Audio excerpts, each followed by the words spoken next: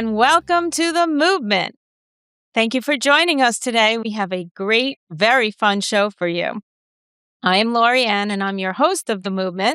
And before we get started, and before I introduce our special guest for today, I just want to inform everybody a little bit about what's been going on with the MOOBment, both behind the scenes and on the podcast. We've been on the road, which has been really fun and really exciting. We have recorded shows both in New York and in Nashville, and we'll be bringing those to you soon. And excited to share all the different aspects of MOOBment with all of you. In addition, we've created an additional series of shows, and we'll be starting those soon in the next week or two. And the series itself is called Beyond the Ball Field. It's basically in response to so many of the MOOB mail and the comments, the confessions and things that we've received from the MOOBs out there that have to do with sports. And so many of you feeling like you don't connect so much with your sons as far as sports, and that's more of something that they share with their dads, and you wish you could be more involved, etc. So we created a series called Beyond the Ball Field, and we are going to have some exciting companies and activities to present to you that do not involve sports, but do involve making connections and memories with your sons. So stay tuned for that. I don't really want to give it all away. We'll let you know as they're about to drop and be available to you. And we're very excited about all the good new things on the MOOBment. So let's move on to our special guest today. I just want to tell you, first of all, about how I became acquainted with Catie Keogh. It was one of those days that I was scrolling Instagram, looking around for maybe new content for the MOOBment, maybe just reaching out to MOOBs, answering some messages and things out there. And I'll be honest, I was having somewhat of a long, difficult day that day.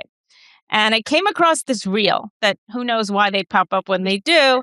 And this woman was on this reel, and she just stopped me in my tracks, and I started laughing out loud. And at that point, I had to know more about her. And I clicked and scrolled around and found some more of Catie Keogh's reels. And each time they resonated with me personally. I thought they would resonate with so many of you. And so I had to reach out to her and ask her to please be a guest and join us on the podcast. So here she is. I am proud to introduce Catie Keogh to the MOOBment. So welcome, Catie. We're so glad you're here. Well, I am so excited to be here, and I'm just really glad to be a part of your podcast. So thank you so much. Oh, thank you. We are definitely going to have some of our MOOBs out there laughing, I'm sure. But let me just tell everybody a little bit about you, and then you chime in and just add to your background. Catie is a 2-time Emmy Award-winning personality with not only 2 Emmys, but 13 Emmy nominations, if I read that correctly. And I think she builds herself as a storyteller primarily. And I can really just tell you that she does tell a story in a very real but funny way, and I think that does resonate with a lot of people. I kind of think it's a little Seinfeld-esque. She takes like everyday ideas and movements and things going on and just finds the humor in them. And one of the reasons I wanted Catie to join us today is that we all know that parenting is not always easy, and parenting boys in particular, because so many of us have sons that are very active and turn our lives and our homes into a little bit of chaos sometimes. It helps to see the humor. So, Catie, tell us a little bit about your background, both personally and professionally, and how you bring humor into those everyday situations. Oh gosh, thank you. Well, first of all, I have an improv comedy background, and I've always wanted to be an actress, kind of growing up, and life didn't happen for me in that regard. I wanted to be on Saturday Night Live, and that's all I wanted. So I did improv here in Chicago. I went to high school and college in Texas. but moved to Chicago and then got into the improv world. And then when that didn't happen, I thought, okay, I got the job like everyone else does. And I was doing a job I really didn't love, to be honest. And then one day I decided I was going to go for it. And so I started my own show called 24/7 Chicago on NBC5 here in Chicago. And it ran for like 9 years. So that's where I've gotten the Emmys from, was that show. But, it was funny. It was like I was more of a journalist and I was a storyteller, but I wasn't really, I could say a couple lines, but I was never truly myself until I kind of got onto Instagram again and then just let that go. And I just started having fun with it because it was hard. I mean, motherhood is hard and you have to laugh. You have to find the humor in it. And when my daughter went off to college, because we only have one daughter, it's like my whole world crumbled in like a minute. And so then I thought, well, I could cry about this or I can find the humor in this. And that's what I did. And how does your daughter feel about it? Is she supportive of this? I think there's a fine line, and you ride that line perfectly about laughing at your children, laughing with your children, and I think that you find a way to make it humorous and still be not laughing at her so much. Does she support what you're doing? Does she? Yeah. Mhm.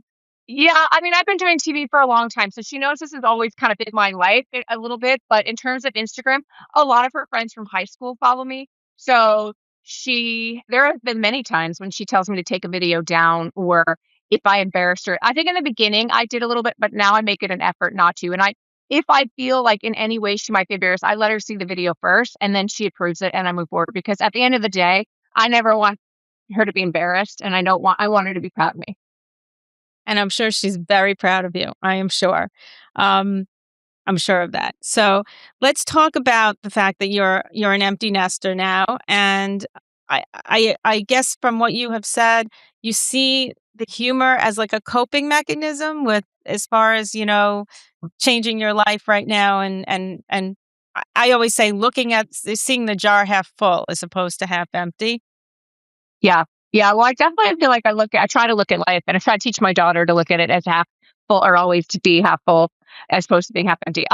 Or is that it half full? Yeah, that's the right terminology for it. But yeah, I mean, I definitely, it is a coping mechanism for me. I mean, it was really difficult. I always tell this story that when I dropped off our daughter at college, I don't know why I had my husband leave the day before. I think he had to get back to work. So I was by myself. I got to the airport by myself. I said goodbye. It was so hard. I just cried the whole way. Right.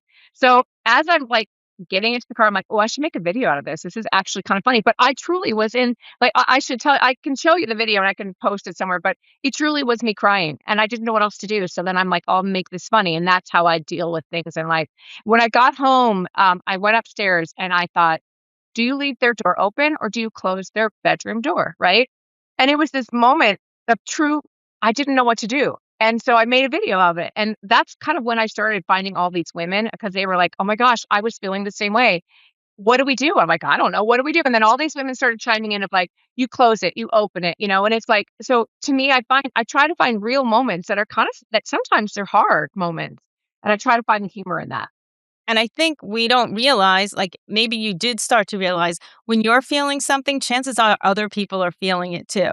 And aside from the humor, which is a big part of it, it does help to have community, and it does help to know that you're not the only one and that there are other people to share the experience with, which is a lot of the reason that I created this movement, was because there are so many of us out there, and I felt like we needed a community to just, talk about what we were dealing with and going through and seeing the humor in it. So many people, I think, and this I'm just curious, so many people I think see the humor in things after the fact. Like when they're going through it, they're in pieces and they look back on it 10 years later and they just crack up and they think, why didn't I laugh at the time?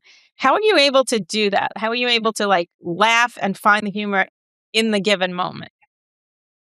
Well, I don't know if you always laugh in the given moment. Sometimes it takes a couple beats to kind of realize the humor in it, and most of the time in my life, that's what happens. I like sometimes it's just honesty, like you're not feeling so funny all the time, right? But then you look back and like that was kind of funny. Although my mom and dad have kind of taught us to always find humor. I remember when I was giving birth to my daughter, I remember saying to the doctor, like she wasn't coming out and they're like, we might have to do a C-section. And like, we need you to push harder. And I remember that moment saying, find the light, Carol Ann, find the light, like from Poltergeist. Remember that movie? And my husband's like, what are you doing? And I was like trying to make it funny, even though it wasn't funny at all. But it's like I didn't know what else to do. So I'm like, oh, I'll make people laugh while I might be having a C-section. So it wasn't funny at all at the time. But I found the hope, like, find the light, Carol Ann. And by the way, Carol Ann found the light. She got out. I was able to push her right out, and we had our little baby girl. But yeah, I mean, I think you don't always find the humor. Sometimes it comes a few days later. But I try to, because there's truth in comedy, right? So people laugh at things that they can relate to. Absolutely. I just think that it's such an amazing asset to be able to do that, to be able to laugh in the moment. Um, it just helps every situation. I wonder sometimes if kids think, do they realize how funny they are sometimes? Do they realize some of the things that they're saying is just absolutely hilarious? I mean, does it take your daughter or any of the kids, her friends, by surprise when you like kind of will single out something, and do they realize this is really pretty funny? Well, okay, I had a conversation. Probably my daughter won't love this, but anyways, I did a video about this and it's doing pretty well. But my video was, she called me up and she was like, I don't know, one of her friends' mother was calling to check up on her, and she's like, "I mean, we're adults, mom. We're adults, and like, we don't need our mothers calling and checking on us." And you're like, "Oh, okay." She was totally serious. That was not like, she's like, so like, I'm eight, she's actually 20, and she's like, "I don't need you to tell me what time to come home. In the meantime, we pay for other bills. We're booking their hair appointments. We're getting, like everything, their housing, their food." And it's like, "But you're an adult, honey. You're right." So after she told me that, and she was serious at that moment, I thought, "Oh, that's funny." And so a lot of times she'll say something, I'm like, "Oh, that's a bit," right? Because that's funny. So yeah, Right. she doesn't love it always, but I always try to put her in good light. Like, I would never make her look bad. But I think a lot of women, like, who are going through this as moms, like, can relate to those moments. Yeah, absolutely. What kind of advice would you give parents when they feel overwhelmed or they feel that they need to somehow cope with whatever they're going through? Like how do you guide them to find the humor in the situation or get through that overwhelming moment? Well, I don't know if I'm one to, like, necessarily give advice, but my husband is definitely that guy. He's a half empty guy sometimes, which is sort of funny. I think we're the yin to the yang. So, in terms of what I do to my husband, I'm like, you've got to see the humor. We got to stop for 1 second and see the humor. Like, for instance, when our daughter was applying for college, we didn't know this, but she applied for like 25 colleges, right? And we were like, And you didn't she had know? our credit card. She had our credit card. She What's that? just did it What's all. that? You didn't know. She She did it just all. did it all on her own. Yeah, because she wanted to make sure that she got in somewhere. So she applied to 25. So then my husband found out, like, how much money we spent on application fees, right? And he got really kind of like annoyed by that. He's like, "Wait, why would you apply to 25 when you knew you weren't going to go to that school?" She's like, "I know, but just in case I didn't get into the other school, then I'd have a backup plan." So it was like, oh, okay. The amount, it wasn't funny in that it costs a lot of money, and we were kind of annoyed with it. But then there was the funniness of like, she paid 25, like, and then she got into most of them, which then that became an even harder decision because then she didn't know where she should go, and it was like a whole thing. But I don't know. I just think, you just have to play it. You just got to take a beat. I don't know about advice, but I would just tell people, like, you know what, this is all fleeting, and it's gonna, in 6 months from now, you'll wonder why you worry so much about the applications or sorority rush or, getting them into like the right dorm. It all works out. And I think that would be my best advice. It's like everything works out the way it's supposed to. It is funny that when you're going through it, it seems like it's the most important thing in the world. And I know that there were some things that, like, my kids would go through, and then 5 years later, somebody would ask me a question about it. I could barely remember. Like, they took their SATs, and those scores and whatever were so important. And when they ask you about it later, you're like, I don't even remember. I have no idea what it was, what they got, how they did.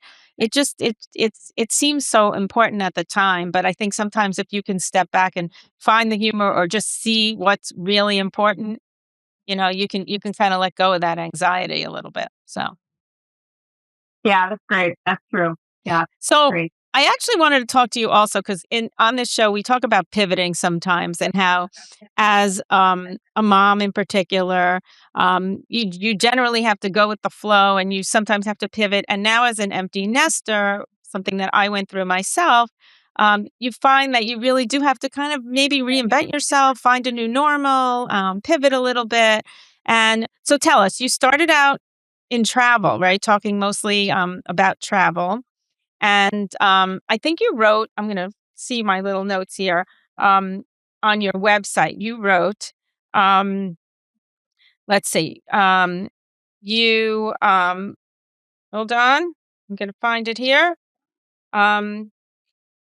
After years of doing what you were supposed to do, you're finally doing what you want to do and loving every minute of it. So that's brave. It's brave to kind of pivot like that and kind of go with it with what you want to do. So, what can you tell us about that? About starting out in travel? How did you get started? And then what made you pivot into something else? Well, I did TV here in Chicago for like 9 years. And then I had a couple opportunities to travel, and I thought this is fun. I mean, I wanted to get to travel more, and a lot of times I bring my daughter with me or whatnot. But yeah, I got into travel, but I'd never loved travel in terms of working for travel. It's not as glamorous as it looks, and it is when you go on that dream vacation and all that. But I was traveling a lot, and I was missing things with my daughter, and she was in high school, and I was like, you know what, is this what I really want? I don't want to miss her volleyball game. I don't want that. So I kind of started to pull back a little bit. And then I was trying to figure out, like, what is it that I really want to do? Because I work for National Geographic on the digital side. I work for Travel and Leisure. I work for Travel Channel, all great, amazing companies. But the star of the show was the destination, not you, right? So I would say something that I thought was pretty funny, and they would take that out, or they just peppered me in, as they called it. And then you're like, well, what's the point? Like, anyone could do that. So I just felt like not that my voice wasn't being heard, but I just felt like I didn't love it anymore. And then I got to a point where you're like, okay, how much time do we have left? Like, how many summers, right? How much? I don't know, but I want to be able to do what I love. I want to love a Monday again, and I want to be able to look forward to Monday and not have dread going to work. And believe me, I had many years like that and feeling that way. And so this is the first time now that I'm working for myself, and I'm not even doing travel as much anymore. Within the last 2 years, I say the last, 6 months, maybe, I've really pivoted to doing social media content creation. Because I feel like it's the Wild West right now for women over 45 plus. So if you're looking to get into Instagram, now is your time. This is the perfect time for our age demo, because there's a lot of sponsors out there and they don't have women our age. Now I'm over 45, I'm in my 50s, and there's a lot of opportunities for us. But you don't have to be a comedian. You could just find your niche, and it could be cooking. It could be gardening. It's whatever it is, like, get on. If you feel the need to get in front of the camera and do that, go for it, because there's a lot of opportunities for women our age right now.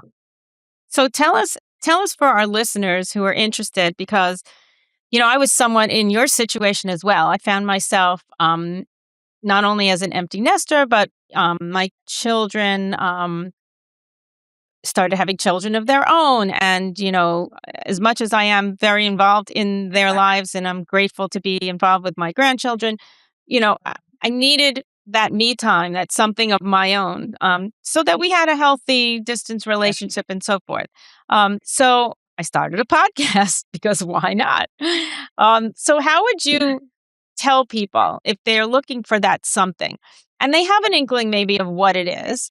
How would they go about doing that? I mean, the advice I got with the podcast was, you know what, Laurie Ann, go do it. What's the worst that can happen? I mean, is that what you would tell people? Is just create an Instagram account? Yeah, I mean,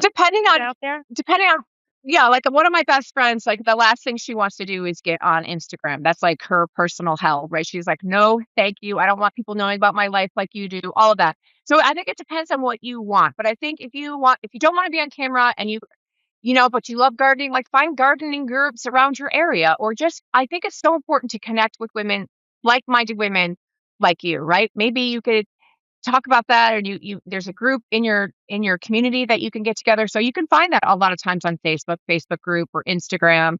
I don't know. I think for me, I think I would just think, this is what I love about Instagram. I've connected to so many women. So many women I call my friends who I've never actually met in person.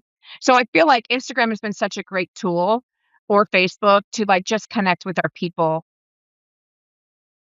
Yeah, Is that the absolutely. question, or did I must, And I hope I answered that question. What was the question? absolutely. Did I answer the question? I No, got the question. you did, and I Okay. appreciate that. And I assume, as far as the sponsors and all, they basically find you when the time comes. You have enough people following you and so forth, and they find you. Yeah, and also too, like, to just do it. Like, to your point of, like, just do it. And, I had someone say to me, she really wants to get involved in it. She goes, "But I don't want," I had her friends from high school or her or relatives. She doesn't want them to see it. You can do trial reels. It's called trial reels, where they put it out to people who aren't your followers, and just put everything on trial reels and see how they do, and you'll start finding your people. And I think the biggest thing too, if Instagram is a platform you wanna work with, which is, what I do, obviously, it's just be, be consistent, get out there, and even if it's not great, keep posting, keep posting, keep posting, and you'll start finding your people. And I think that it doesn't have to be perfect, and it just get it out there, and don't go too long, and get to the hook right away.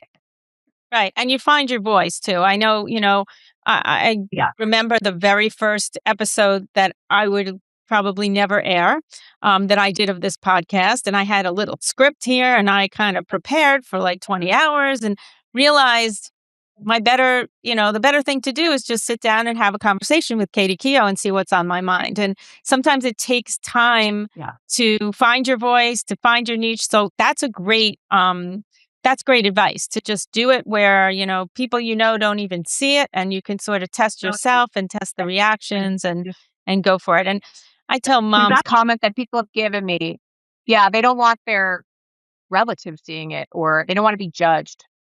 And, that's why trial reels, and you can chat GPT that, how to do that, is a great way to do it. And just start playing around on Instagram, like, or start, I edit everything on my own, but, because like our kids don't really help us. They say they will, but they don't. So we do have to learn it. We have to teach ourselves how to do it. right, right. I agree. I agree. Well, I am proud of you for one, and I'm telling you, you brighten my days, which really helps. Tell me something funny. Tell me something that you've maybe put out on a reel before, or leave us laughing, about something that you've noticed, whether it be with your daughter. I don't know if you have, um, kind of any little boys or older boys or even men in your life who you can tell us about, and something that you've noticed that you think is kind of comical. Well, this is actually kind of funny. So I have this little kid across the street from us, and he is like, I don't know, he's 8 years old, and his sister Aubrey. But anyways, Hudson and Aubrey. And I was listening to my podcast the other day, and he was calling me Miss Catie, Miss Catie. Well, I didn't hear him because I was listening to my podcast, and he stopped me and he came up to me and goes, Miss Catie, that is not safe. You need to like start, turn down your earpods. And I was like, no, you were right, Hudson. You're right. He goes, that's okay. Because I was wondering, do you want to play hopscotch with us? And then we're going to do a home run derby. And I'm like, yes, because I think I miss playing like that. Like when my daughter was younger, I did all those things with her, right? But that, because with an only child too, you do a lot of that stuff.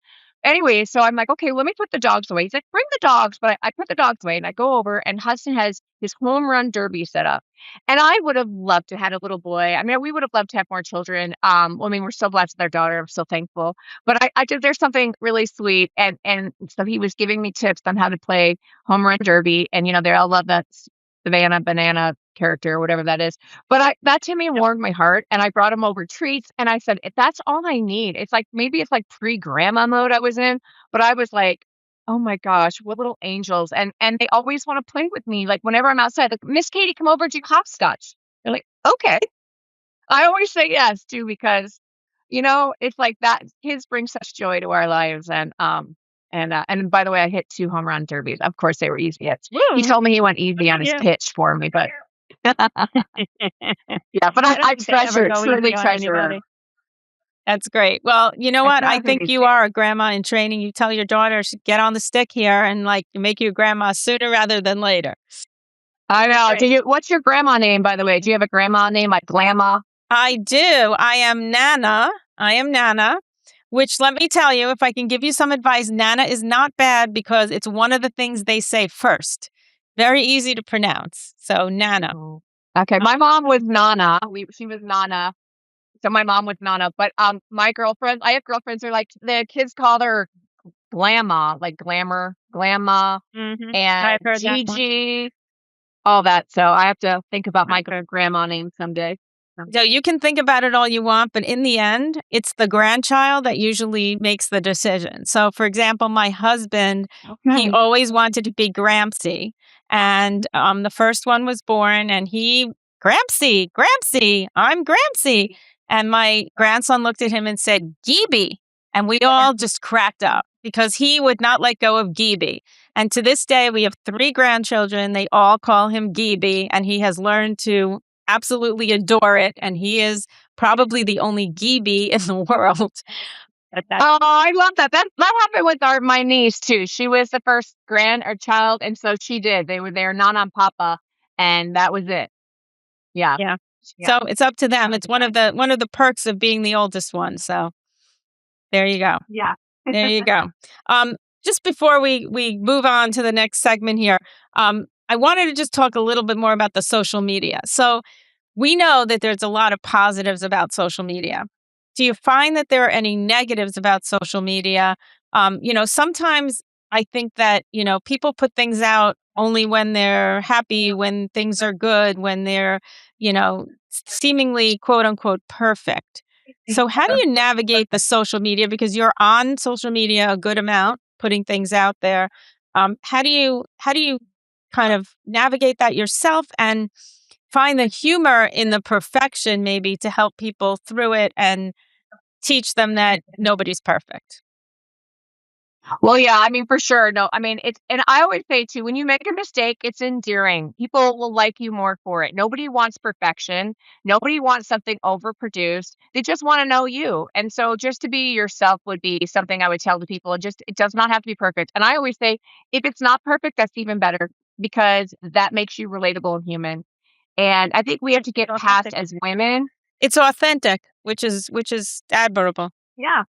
It's authentic. And I for years, I remember when I did my first video, which was like a humorous side, because I had a very serious side too of where, like travel. It's like, oh, here's a great place to travel. It wasn't funny.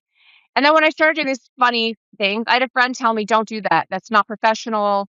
Just keep professional. And I was like, I'm just going to do it anyways. Well, that video did very well. And you have to go with your gut. Only you know you, right? You can't have someone tell you what they think, especially at this age. Forget it. We've been there, done that. So just own it and know that it does not have to be perfect. And they will love you for just being you. You don't have to be anybody but yourself. And when I learned that lesson, everything changed for me. I think that's so important. And I hope everybody heard that out there. And I hope that we've inspired some moms out there to take risks, take charge of your own life and, get out there. And if you have an idea or something you want to do, just do it and see where it goes. Of women. I think finding your community is really important, whether that's a community within your own town or because I think as women, when our kids go away, it's hard for us because they are our whole lives, right? And then it's like, well, now what am I supposed to do? So finding the people who make you happy, find it, whatever that is. And maybe it's on Instagram and that's okay too. Maybe it's people who make you laugh, but I feel like we need community more than ever. I don't know if our husbands need it as much as we do, but I certainly needed to find people who were like-minded like me. And so that was a great blessing in terms of social media that I could find people and they found me. Like I have to tell you, the people on my Instagram are so nice to me and so kind. And I feel so lucky that I can call, they're like friends more than they're, anything else. So I just appreciate my audience so much. I'm so thankful. They're great. I think that is such sage advice. And that is so much of the reason that, again, I created this movement. And it's a podcast, but it's also a community, a brand. I'm working on a book there, to bring people together who have similar experiences and who can share and help each other and really find the humor amongst each other. I mean, we can laugh at things when we're going through the same things. And some of the, I don't want to say older, but more seasoned MOOBs who I have advice for the younger ones and vice versa, because we learn from our younger generation as much as we do from our older generation. So that's really what I'm hoping that we're accomplishing here. Right. Oh, you are. And I think it's great. And I love the niche of the moms of boys. Like that's so important too. Like that is such a more kind of community. So I'm excited that thank you for letting me be a part of this, even though I'm a girl mom. Of course. Well, we are so happy because girl moms matter too, right? Absolutely. All right. Well, we have Catie has agreed to stick around with us for our two signature segments that we have here. And the first one is coming up now, and it is called MOOB Mail. Oh boy, it's that